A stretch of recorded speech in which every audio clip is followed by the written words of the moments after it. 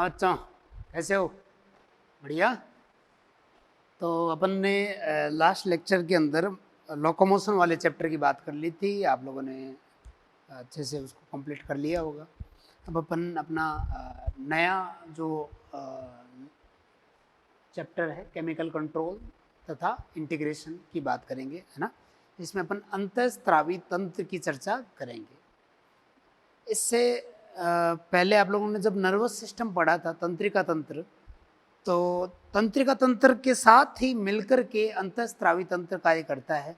इसके बारे में मैंने आपको बातें बताई भी थी कि जो बाह्य वातावरण है, या सीधा मैं लिखूं वातावरण संबंधित परिवर्तन जितने भी होते हैं, तो इसका अभिज्ञान संवेदी तंत्रिका के माध्यम से जो है वो सीएनएस तक पहुंचता है ना। तंत्रिका तंत्र और सीएनएस जो है वो मोटर न्यूरॉन के माध्यम से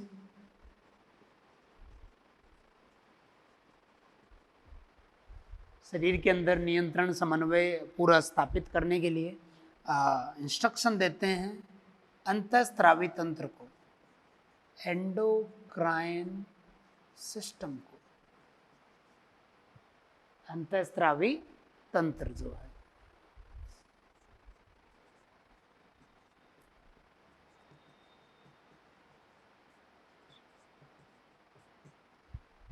तो जब सीएनएस से मोटर न्यूरॉन के माध्यम से अंतःस्रावी तंत्र जो है उनको निर्देश मिलता है, तो इस तंत्र में एक्चुअल में होती क्या है? ग्लैंड्स, ग्रंथियां। तो ये ग्लैंड्स जो हैं वो हॉर्मोन्स स्त्रावण करते हैं, ये हॉर्मोन्स का स्त्रावण कर देती हैं। और ये जो हॉर्मोन्स हैं ये किस में स्त्रावित किए जाते हैं? ब्लड वेसल्स, रक्तवाहिनियों में। तो रक्तवाहिनियों में इन हॉर्मोन्स को बना करके छोड़ दिया जाता है। अब ये जो हॉर्मोन्स हैं वो अपने लक्ष्य तक पहुंचते हैं, टारगेट तक। तो लक्ष्य या जो टारगेट है वहाँ पहुँच कर के ये अपनी जो क्रिया है वो संपादित करते हैं। तो वातावरण संबंधित जो परिवर्तन है वो बाहर एक्सटर्नल एनवायरनमेंट के भी हो सकते हैं और आंतरिक इंटरनल एनवायरनमेंट के भी हो सकते हैं। और उन परिवर्तनों का विज्ञान संवेदी तंत्रिका के माध्यम से होके सीएनएस तक वो मैसेज आता है और मोटर न्यूरॉन के माध्यम से इस तंत्र को निर्देश दिया जाता है और ये अपनी ग्रंथियों से हार्मोन स्रावित करके लक्ष्य तक उनको पहुंचाते हैं, जिससे उन परिवर्तनों के अनुसार जो है शरीर के अंदर परिवर्तन आते हैं, जिससे हमारे अंदर समस्थापन संपादित हो पाता है। तो अपन कहेंगे कि तंत्रिका तंत्र जो है वो अंतःस्रावी तंत्र के साथ मिलकर के कार्य करता है और उसमें जो हार्मोन स्रावित होते हैं वो फिर हमारे शरीर में समस्थापन स्थापित करने में मदद करते हैं। तो ये भी आपको मैंने कहा था कि ये रिवर्सिबल प्रक्रिया है, उत्क्रमणीय प्रक्रिया है।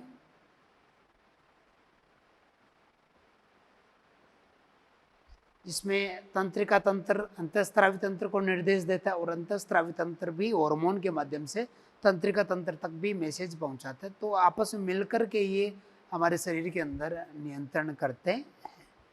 ठीक है, नोट करें इसको।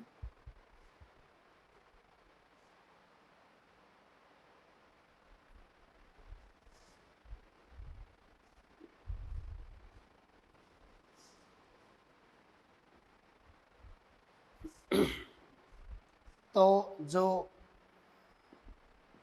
एंडोक्राइन सिस्टम है उसको बोलते हैं एंडोक्राइन सिस्टम या अंतःस्रावी तंत्र जो है, इसमें ग्लैंड्स या वितरित सेल्स होती हैं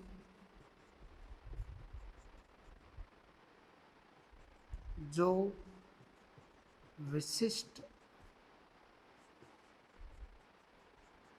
हॉर्मोन्स का स्रावण करती हैं। तो विशिष्ट हार्मोन का स्रावण करते हैं जो रसायन होते हैं, और ये हमारे शरीर के अंदर जो है अलग अलग क्रियाओं को संपादित करते हैं। तो इस एंडोक्राइन सिस्टम के अंदर जो ग्लैंड्स हैं जो हार्मोन स्रावित करके नियंत्रण समन्वय में हमारी मदद करते हैं, तो इसको थोड़ा सा अपन लोग कंपेयर कर लेते हैं केमिकल कोऑर्डिनेशन से, है ना। तो जैसे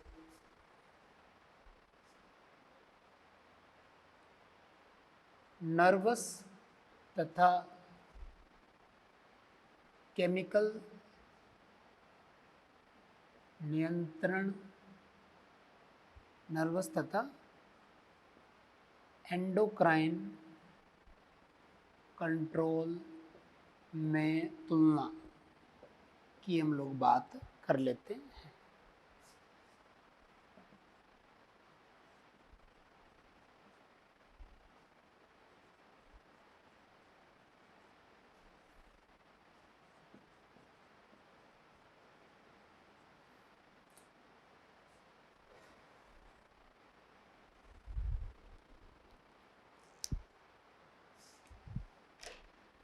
तो सबसे पहले हम अगर देखें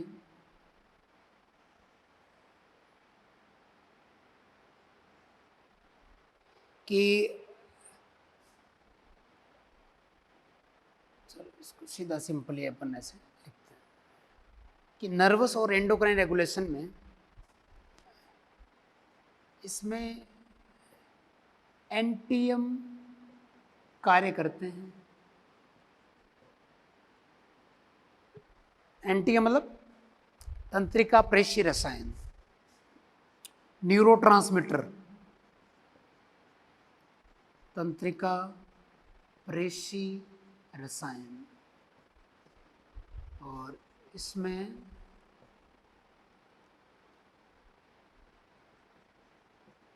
हॉर्मोन्स कार्य करते हैं।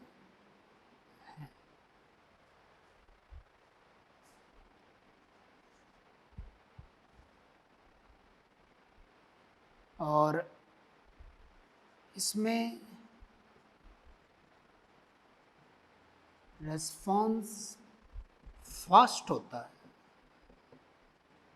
जो अनुक्रिया है वो तीव्र गति से होती है, अनुक्रिया तीव्र गति से होती है, और इसमें अनुक्रिया या रेस्पॉन्स स्लो होता है।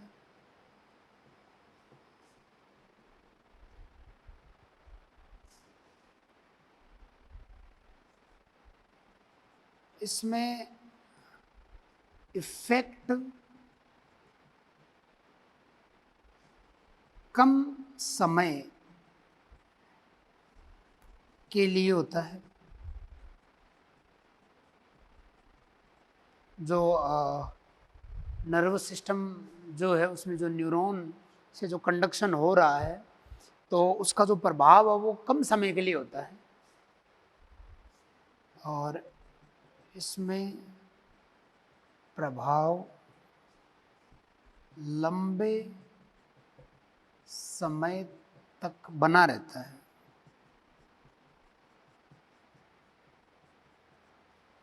इसमें प्रभाव लंबे समय तक बना रहता है। इसमें पॉइंट टू पॉइंट कनेक्शन होता है,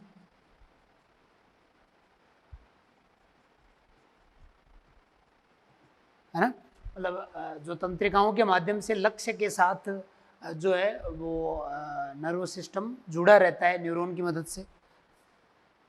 इसमें लक्ष्य से पॉइंट टू पॉइंट जुड़ाव नहीं होता। ठीक है ना, मतलब इसमें रेगुलेशन के अंदर वो सभी लक्ष्य वर्क करेंगे नर्वस में जो उसके साथ जुड़े हुए हैं, और एंडोक्राइन के अंदर वो सभी लक्ष्य इसके लिए वर्क करेंगे हार्मोन के लिए जो इनका टारगेट है। लेकिन प्रत्यक्ष रूप से अपने लक्ष्य के साथ फिजिकली नर्वस सिस्टम जुड़ा रहता है, लेकिन हार्मोन डायरेक्टली जो है अपने लक्ष्य के साथ जुड़े हुए नहीं होते हैं। क्लियर ना? तो ये एक तुलना थी नर्वस और एंडोक्राइन के रेगुलेशन में। इसमें कंडक्शन फास्ट होता है और इसके अंदर रेस्पॉन्स जनरेट होने के लिए समय काफ़ी लगता है। तो आप लोग इसको तुलनात्मक रूप से नोट कर लेंगे।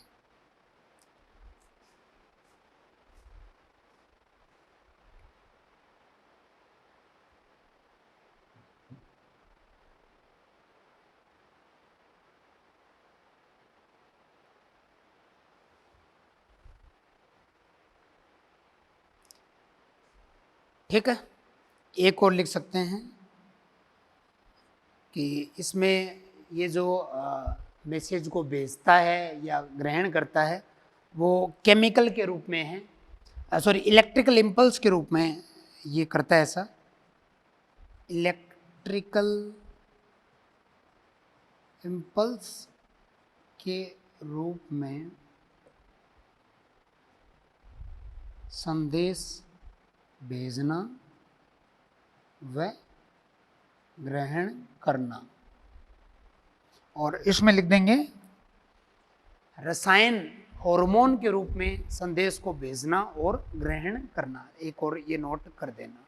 ठीक है, चले आगे।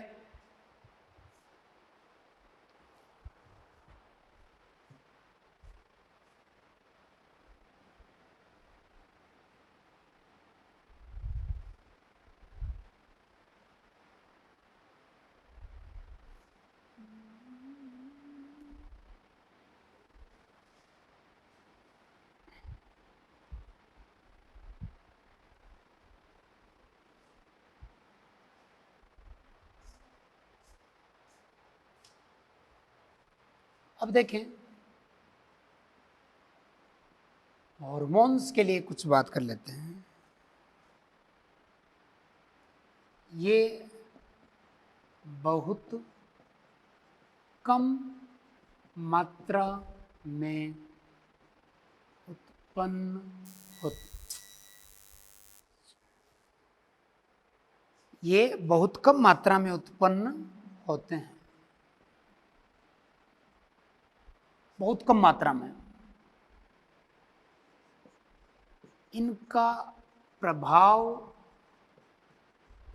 लक्ष्य पर बड़ा होता है। इनको एक साथ लिखना, ये बहुत कम मात्रा में उत्पन्न होते हैं लेकिन इनका प्रभाव लक्ष्य पर बड़ा होता है। ये नॉन न्यूट्रिएंट रसायन है जो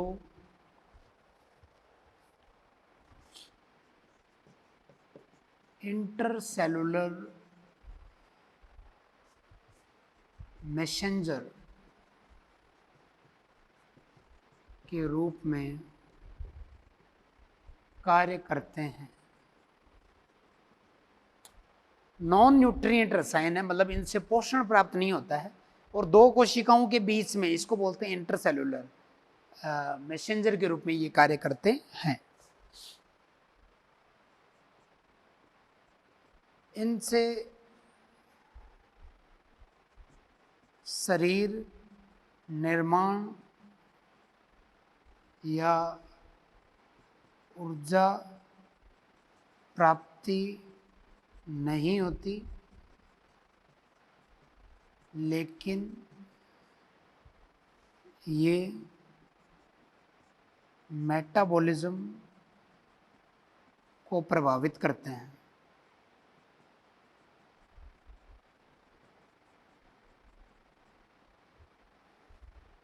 ये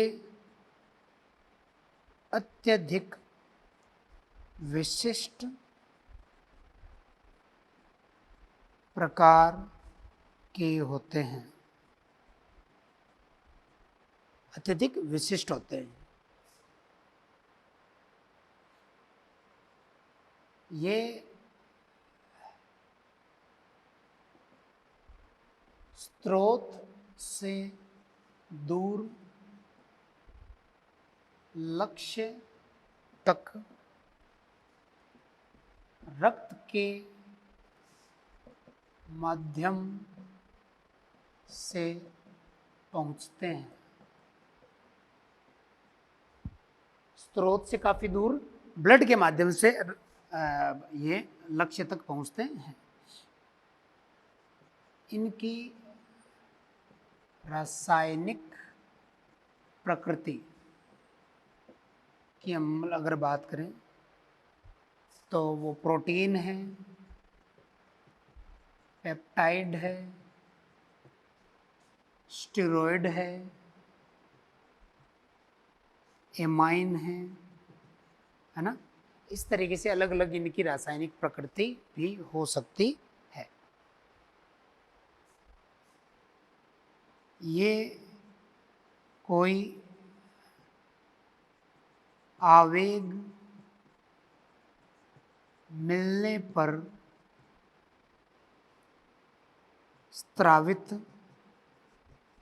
होते हैं। आवेग मिलने पर ही इनका स्रावण होता है। इन्हें रीयूज नहीं किया जा सकता। एक बार ये स्रावित हो गए, इन्होंने लक्ष्य पे कार्य किया, उसके बाद में ये विघटित हो जाते हैं, ये टूट जाते हैं और फिर यूरिन के माध्यम से ये हमारे शरीर के बाहर निकल जाते हैं। तो इनको पुनः रीयूज नहीं किया जा सकता। ठीक है, तो ये कुछ हार्मोन के लक्षण या प्रॉपर्टी से संबंधित बातें थी। आप लोग पॉज करके नोट कर लें।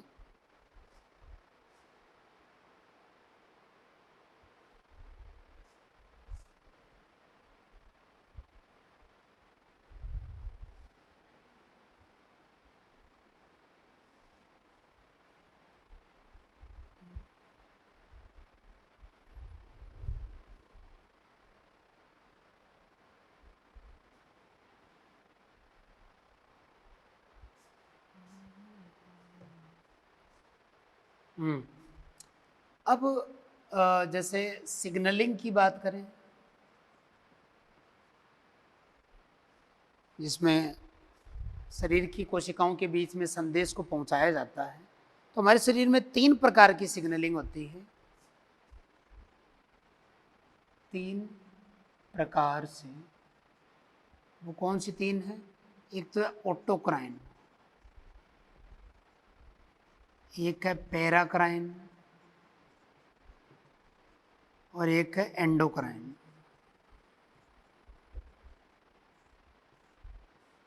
तो 1 बाय 1 तीनों को मैं समझाता हूं आपको। सबसे पहले ऑटोक्राइन की बात करें। ऑटोक्राइन सिग्नलिंग, तो इसमें क्या होता है? इसमें स्रोत व लक्ष्य एक ही होता है। यानी रसायन को बनाने वाली कोशिका जो उसका स्रोत है, वही उस रसायन का लक्ष्य भी है। जैसे ये कोशिका है, इसने किसी, ये कोई रसायन है, इसको स्रावित किया और ये जो रसायन है वो इसी के ऊपर जो ग्राही है उसके ऊपर आके जुड़ जाता है और अंदर की तरफ अनुक्रिया देता है। तो जब किसी रसायन का स्रोत और लक्ष्य वही हो तो इस प्रकार की सिग्नलिंग को ऑटोक्राइन सिग्नलिंग कहते हैं। सेल एक्स यही रसायन का स्रोत व लक्ष्य है। यही स्रोत है और यही लक्ष्य है। तो एग्जाम्पल की अगर हम लोग बात करें तो प्रतिरक्षा तंत्र की सेल्स में इस प्रकार की सिग्नलिंग होती है। अपन आगे इम्यून सिस्टम पढ़ेंगे, वहाँ इम्यून सिस्टम की जो सेल्स हैं उनके बीच में इसी प्रकार की सिग्नलिंग संपन्न होती है, जिसमें स्रोत वही होता है और लक्ष्य भी वही होता है। ठीक है, नोट कर लो बोझ करके।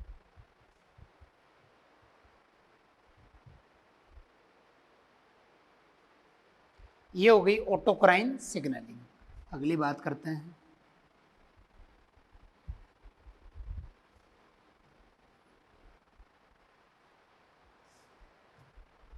Paracrine signalling. पैराक्राइन सिग्नलिंग, इसमें स्रोत व लक्ष्य अलग अलग होते हैं व कुछ दूरी पर उपस्थित होते हैं। स्रोत और जो लक्ष्य वो अलग अलग कुछ दूरी पर स्थित होते हैं। और जैसे ये सेल X है, ये स्रोत है, इसने किसी रसायन का निर्माण किया और उसका स्रावण किया।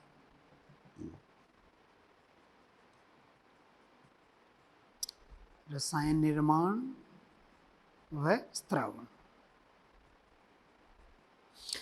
अब ये जो रसायन है, ये बाहर का जो वातावरण सेल के ECF अतिरिक्त कोशिकीय द्रव, एक्स्ट्रा सेलुलर फ्लूइड,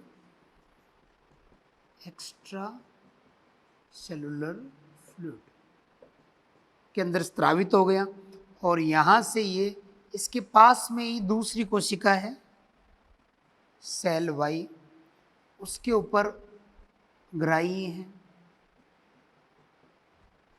और इन ग्राहियों पर ये रसायन आकर के जुड़ जाता है और अंदर की तरफ क्या होती है फिर अनुक्रिया, है ना। तो इसमें स्रोत और लक्ष्य अलग अलग है। ये सेल Y जो है वो लक्ष्य कोशिका है, लक्ष्य कोशिका, टारगेट सेल। तो ये सेल X से स्रावित रसायन अपने पास में ही दूसरी सेल Y जो उसका लक्ष्य है उसके ग्राहियों पे जुड़ के अंदर अनुक्रिया प्रदर्शित करती है। तो ये भी एग्जाम्पल जो है उसमें याद रखना है, इम्यून सिस्टम की सेल्स में ऐसी सिग्नलिंग संपन्न होती है। तो पहली होगी ऑटोक्राइन, जिसमें स्रोत और टारगेट लक्ष्य एक ही है।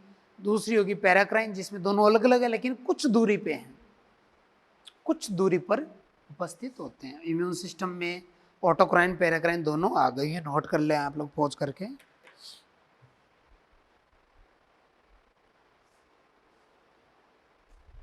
ठीक है, अब लास्ट में बात करते हैं एंडोक्राइन की।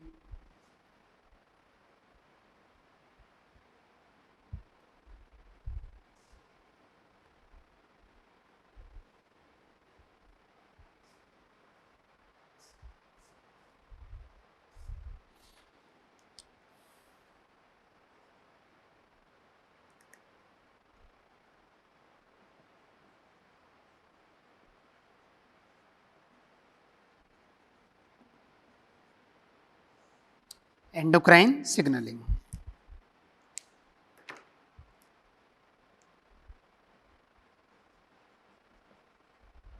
इसमें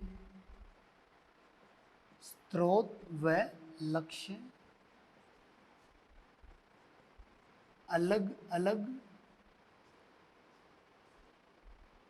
काफी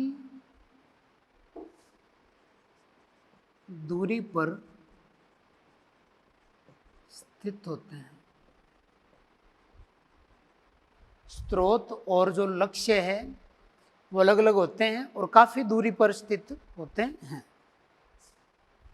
जैसे मैं कहूं कि ये कोई एंडोक्राइन ग्लैंड है, उस ग्लैंड की ये सेल्स हैं।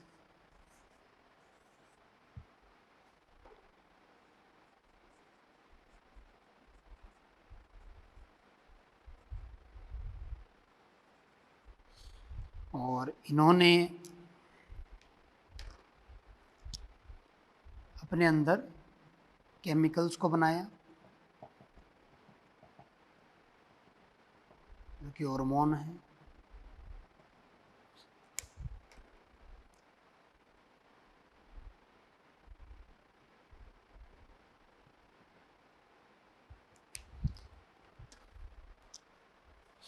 अब इनके बाहर की तरफ फ्लूइड है, तरल है।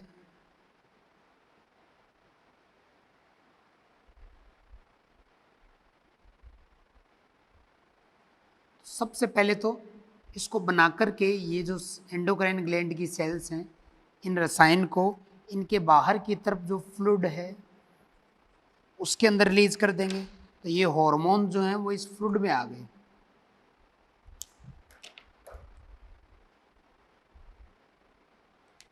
अब यहां से जो है ब्लड वेसल्स जो गुजरती हैं,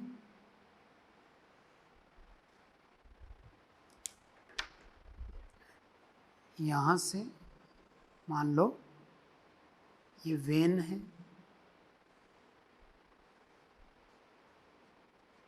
तो यहां से गुजर रही है, जो सबसे पहले कहाँ आती है, ब्लड लेके हार्ट के पास, और हार्ट से फिर वो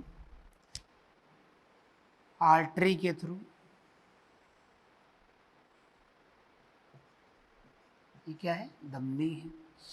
तो वो वेन भी हो सकती है या वो लसिका वाहिनी भी हो सकती है।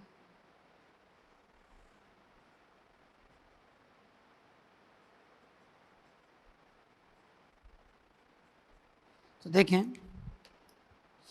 ये हॉर्मोन्स जो हैं वो इस विनस ब्लड में आ जाते हैं, या ये जो हार्मोन है वो लसिका के माध्यम से लिम्फेटिक वेसल में भी आ जाते हैं, और इनसे ये जो हार्मोन है वो बहता हुआ हार्ट से होते हुए धमनियों के माध्यम से ये हार्मोन अपने लक्ष्य तक पहुंचता है। ये मान लो टारगेट सेल एक्स है, ये टारगेट सेल वाई है।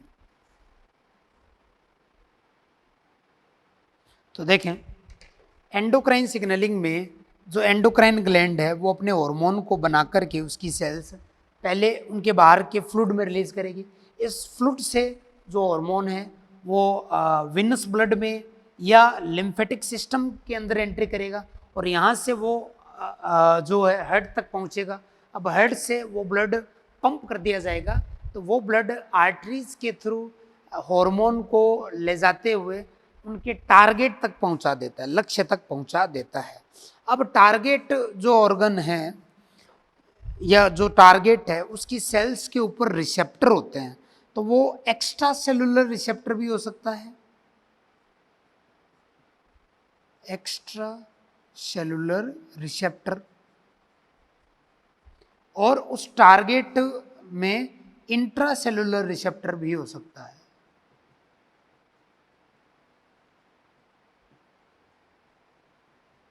ना। तो जैसे ये हार्मोन यहां तक पहुंचे अपने लक्ष्य तक, तो मान लो ये रेड कलर वाला जो हार्मोन था वो इस एक्स्ट्रा सेलुलर रिसेप्टर पे जुड़ा और ब्लू कलर वाले हार्मोन ने सीधा सेल मेम्ब्रेन को क्रॉस किया और इंट्रा सेलुलर रिसेप्टर पे जुड़ गया। और जुड़ने के बाद में वो वहां पे अनुक्रियाएं करवाते हैं, अनुक्रिया रेस्पॉन्स जनरेट होता है, इसकी चर्चा आगे हम करेंगे। तो एंडोक्राइन सिग्नलिंग में यही होता है कि जो सोर्स है ये तो हो गया सोर्स, स्रोत, और वो हो गए लक्ष्य, इनके बीच में काफी दूरी होती है। और एंडोक्राइन ग्लैंड अपने द्वारा बनाए गए हार्मोन को रक्त के माध्यम से उसके लक्ष्य तक पहुंचाती है। अब लक्ष्य के पास पहुंचने के बाद में एक हार्मोन जो एक्स्ट्रा सेलुलर रिसेप्टर पे जुड़ के अनुक्रिया कराता है और एक हार्मोन जो सेल मेम्ब्रेन को क्रॉस करके इंट्रा सेलुलर रिसेप्टर से जुड़ के अनुक्रिया कराता है। तो ऐसा क्यों हुआ? ऐसा हार्मोन की प्रकृति के अनुसार हुआ। वो हार्मोन जो कोशिका झिल्ली को पार नहीं कर सकता, अंदर नहीं जा सकता, तो उसके लिए ग्राही बाहर होता है, और वो हार्मोन जो सेल मेम्ब्रेन को पार कर जाता है उसका ग्राही कोशिका के अंदर होता है। तो ये हार्मोन की प्रकृति के ऊपर निर्भर करता है। इसका मतलब है कि जो रेड कलर वाला हार्मोन है ये हाइड्रोफिलिक हार्मोन है, हाइड्रोफिलिक हार्मोन, जल स्नेही।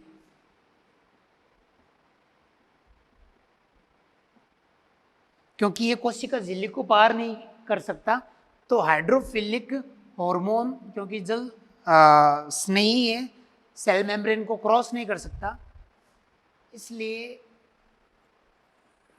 इसका एक्स्ट्रा सेलुलर, या मैं कहूं कि एक्सटर्नल रिसेप्टर है।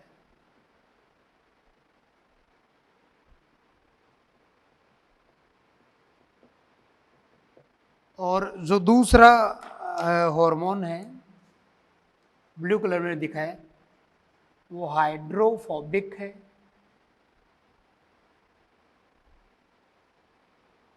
जल विरोधी है। ये कोशिका झिल्ली को पार कर जाता है, आप लोग पढ़ोगे सेल मेम्ब्रेन के फंक्शन में, इसलिए इसका इंट्रासेलुलर ग्राही है, इसलिए इसका इंट्रा सेलुलर ग्राही होगा। ठीक है, तो ये अपन लोगों ने एंडोक्राइन सिग्नलिंग की बात की, जहाँ पे लक्ष्य और स्रोत अलग अलग होता है, उनके बीच में काफ़ी डिस्टेंस होती है, उनके बीच में मीडिएटर माध्यम जो कार्य करता है वो रक्त करता है। रक्त ही स्रोत से हार्मोन को इकट्ठा करके उनको लक्ष्य तक पहुंचाता है ना। लक्ष्य के पास पहुंचने के बाद में जो लक्ष्य कोशिकाएं हैं उन पर उन हार्मोन के ग्राही बाहर भी हो सकते हैं और अंदर भी हो सकते हैं। अगर ग्राही सेल मेम्ब्रेन में बाहर की तरफ है तो इसका मतलब है हार्मोन जल स्नेही है और वो कोशिका झिल्ली को पार नहीं कर सकता, इसलिए उसका रिसेप्टर बाहर है। और अगर रिसेप्टर अंदर है इसका मतलब वो जल विरोधी है, वो सेल मेम्ब्रेन को आसानी से पार कर सकता है, इसलिए उसका ग्राही कोशिका के अंदर पाया जाता है। और इस तरीके से वो जुड़ करके अपने ग्राहियों से अनुक्रिया प्रदर्शित करते हैं। ठीक है, नोट करें।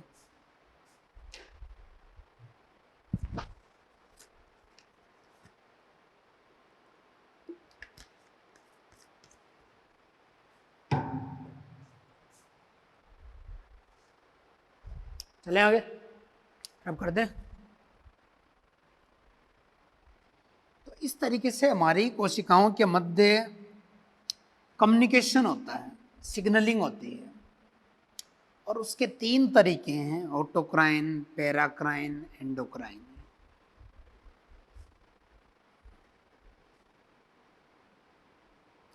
तो अपन यहाँ पे एंडोक्राइन सिग्नलिंग की ही चर्चा कर रहे हैं इस चैप्टर में।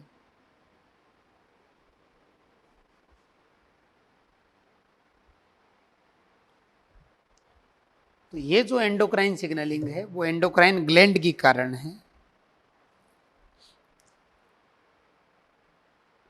तो जो एंडोक्राइन सिग्नलिंग है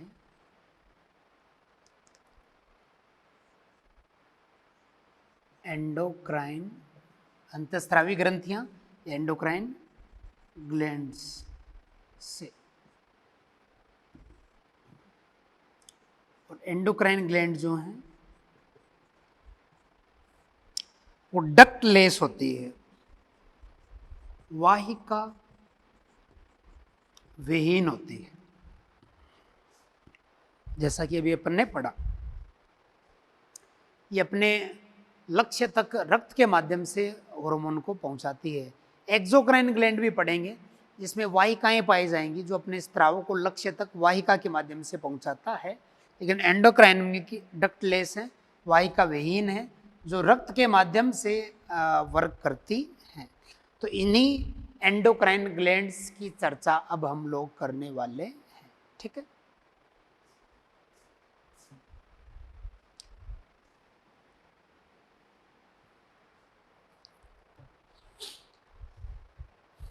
तो एक एंडोक्राइन और जो एक्सोक्राइन ग्लैंड है उसमें एक डिफरेंस आपको याद रखना है। चलो मैं लिख देता हूं, एंडोक्राइन व एक्सोक्राइन ग्लैंड में तुलना।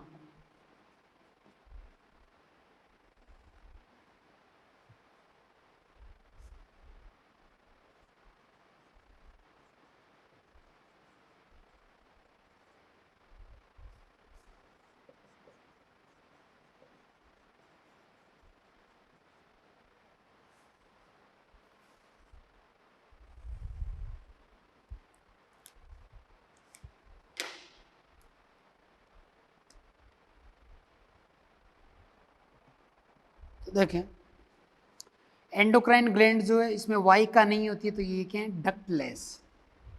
इसमें डक्ट उपस्थित,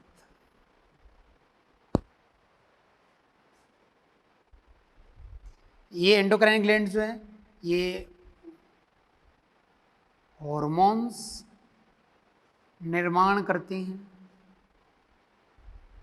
और ये जो हैं एंजाइम, ऑयल, इसके अलावा स्वेट, पसीना, मिल्क इत्यादि का निर्माण करती हैं। एंडोक्राइन ग्लैंड जो है इसमें सोर्स व टारगेट दूर होता है, और इसमें पास होता है, सोर्स और टारगेट। क्लियर ना?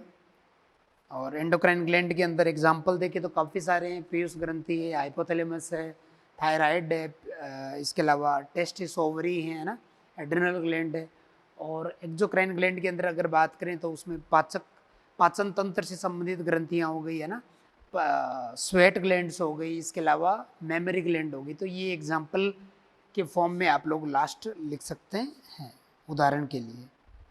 तो इसमें सभी अंतःस्रावी ग्रंथि और इसके अंदर पाचन तंत्र से संबंधित सभी, इसके अलावा पसीने की ग्रंथि, स्वेट ग्लैंड, इसके अलावा मेमोरी ग्लैंड, है ना, ये सब किस में आ गई, एक्सोक्राइन में। ठीक है, तो इस तरीके से ये दोनों की तुलना हो गई। नोट कर लो पहुंच करके।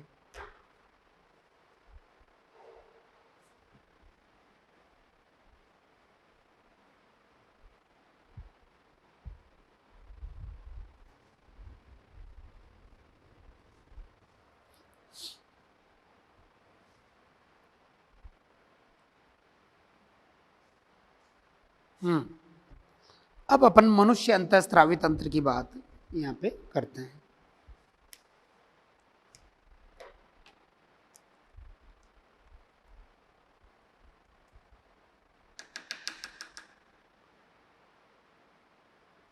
Human endocrine system.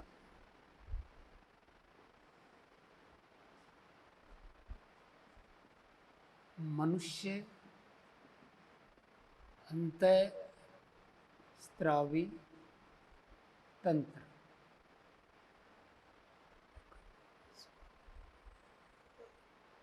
मनुष्य अंतःस्रावी तंत्र, तो इसमें काफ़ी सारी ग्लैंड्स हैं, जैसे सबके एक बार नाम लिखें तो हाइपोथैलेमस,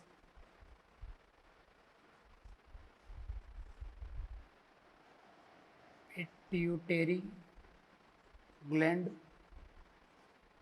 इसको पीयूष ग्रंथि भी बोलते हैं। इसके अलावा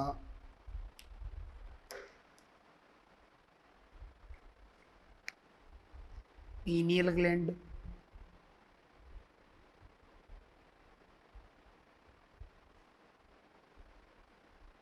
थायराइड ग्लैंड,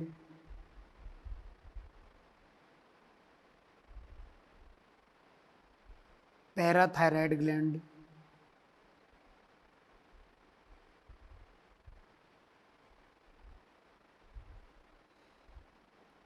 पेनक्रियाज,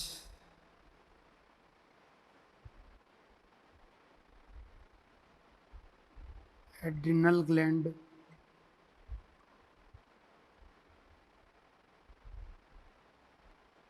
ओवेरी तथा टेस्टिस, एक है थाइमस।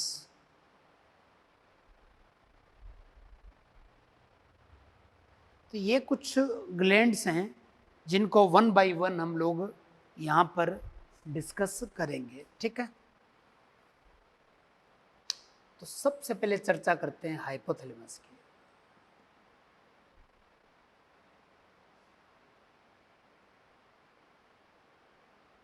तो जो हाइपोथैलेमस है ये हमारे अग्र मस्तिष्क के अंदर डाइएन्सेफेलोन का भाग है, आप लोग पढ़ चुके हैं। हाइपोथैलेमस जो है वो अग्र मस्तिष्क के डाइएन्सेफेलोन का निचला भाग है। जैसे ये थैलेमस है,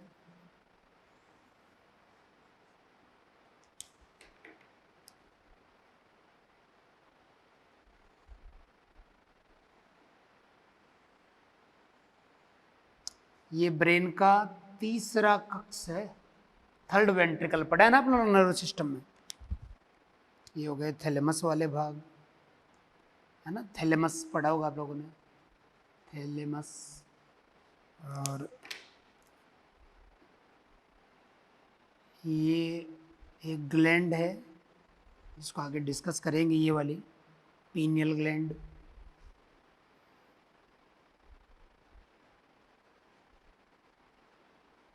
और ये जो थैलेमस है इसी के नीचे वाला ये जो भाग है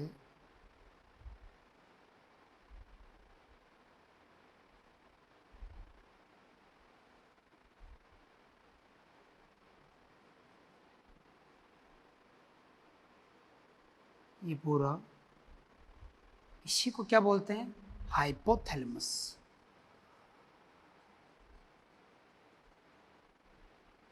हाइपोथैलेमस। और इस हाइपोथैलेमस से यहाँ पर एक ग्लैंड जुड़ी है जिसको अपन पढ़ेंगे आगे, पीयूष ग्रंथि। पीयूष ग्रंथि। तो थैलेमस तीसरे वेंट्रिकल जो इनका बीच में है, इसके नीचे वाला पार्ट हाइपोथैलेमस, और पीछे की तरफ ये पीनियल बॉडी वाला पार्ट हो गया।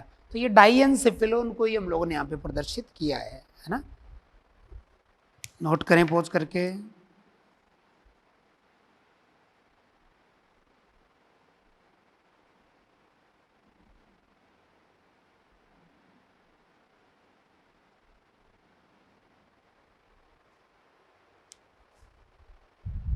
तो हाइपोथैलेमस जो है वो तंत्रिका तंत्र और अंतःस्रावी तंत्र के बीच में एक स्ट्रक्चरल और फिजियोलॉजिकल कनेक्शन है ना, संरचनात्मक और क्रियात्मक रूप से एक उनके बीच में संयोजन है ये। और इसके रिगार्डिंग लिख देते हैं, हाइपोथैलेमस तंत्रिका तंत्र व एंडोक्राइन तंत्र के मध्य एक स्ट्रक्चरल तथा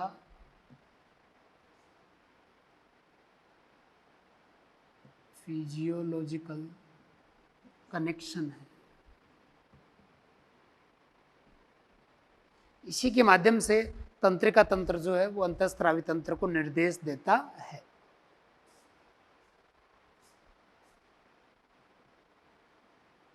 हाइपोथैलेमस में कई न्यूरॉन्स होते हैं जो न्यूरो हॉर्मोन्स का निर्माण करते हैं। इसमें कई न्यूरो सिक्रेटरी सेल्स होती हैं जो न्यूरो हार्मोन का निर्माण स्रावण करती है, और उन्हीं के माध्यम से जो है पीयूष ग्रंथि को नियंत्रित किया जाता है। पीयूष ग्रंथि फिर अन्य ग्रंथियों को नियंत्रित करती है। तो हाइपोथैलेमस के नीचे ही जो है वो पीयूष ग्रंथि जुड़ी होती है। तो कल अपन अगली क्लास के अंदर इनके कनेक्शन को डिस्कस करते हुए पूरी बात करेंगे, है ना। इसको पॉज करके नोट करो आप लोग।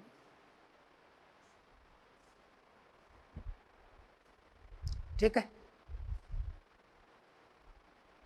रब करते हैं।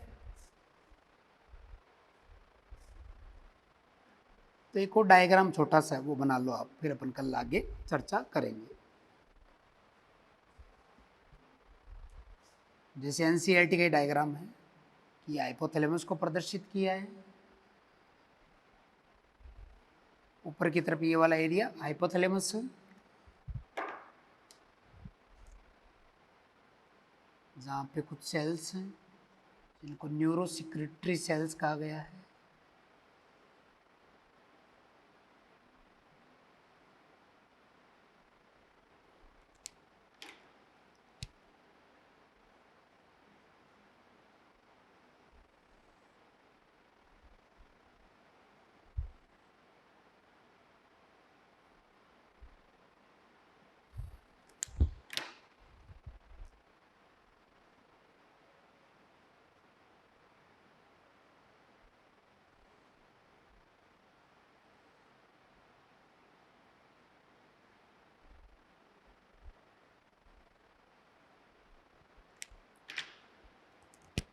हाइपोथैलेमिक न्यूरॉन है।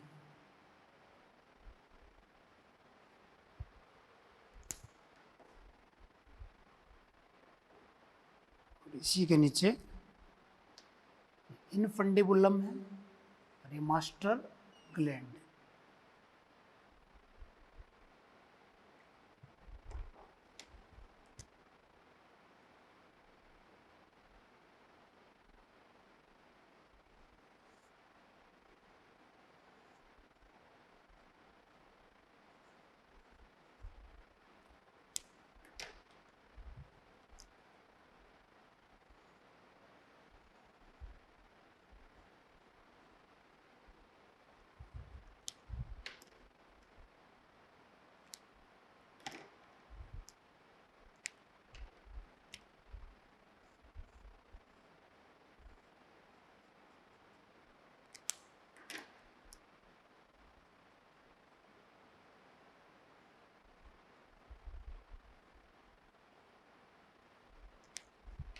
तो देखें ये ऊपर वाला हाइपोथैलेमस है और नीचे की तरफ ये है पीयूष ग्रंथि। पीयूष ग्रंथि, पीयूष ग्रंथि में अगर हम लोग देखें तो ऊपर की तरफ जो हाइपोथैलेमस है इसमें ये है सुप्रा ऑप्टिक न्यूक्लियाई, ये है पैरा वेंट्रिकुलर न्यूक्लियाई। तो सुप्रा ऑप्टिक न्यूक्लियाई और पैरा वेंट्रिकल न्यूक्लियाई जो है इनके ये एक्सोन हैं जो नीचे की तरफ आ रहे हैं, इसको बोलते हैं इनफंडिबुलम। और ये एक्सोन ट्रैक्ट की फॉर्म में यहाँ आ गए और यहाँ आकर के ये जो पीयूष ग्रंथि का कौन सा पार्ट है, ये है न्यूरो हाइपोफाइसिस। न्यूरो हाइपोफाइसिस के अंदर खुल गए।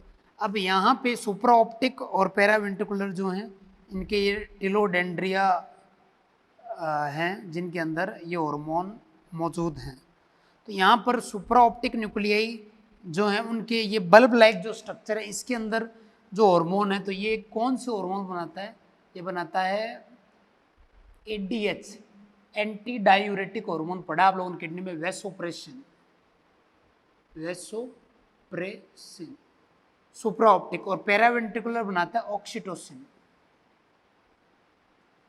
ऑक्सीटोसिन। और कुछ न्यूरॉन यहाँ पे भी है, ये न्यूरॉन हाइपोथैलेमिक न्यूरॉन, ये अपने हार्मोन को इस ब्लड स्ट्रीम में छोड़ते हैं और ये वेन जो यहाँ पे इस ग्लैंड में आ रही है ये है एडिनो हाइपोफाइसिस, एडिनो हाइपोफाइसिस। और ये वेन जो है वो है हाइपोफाइसियल पोर्टल वेन। तो इसके माध्यम से यहाँ वाले जो हार्मोन है इसमें आते हैं और ये फिर इस एडिनो हाइपोफाइसिस के अंदर रिलीज हो जाते हैं। इसकी चर्चा डिटेल से अपन करेंगे, लेकिन यहाँ पे थोड़ा सा जान ले कि हाइपोथैलेमस अपने इन न्यूरॉन के माध्यम से पीयूष ग्रंथि से कनेक्टेड रहता है।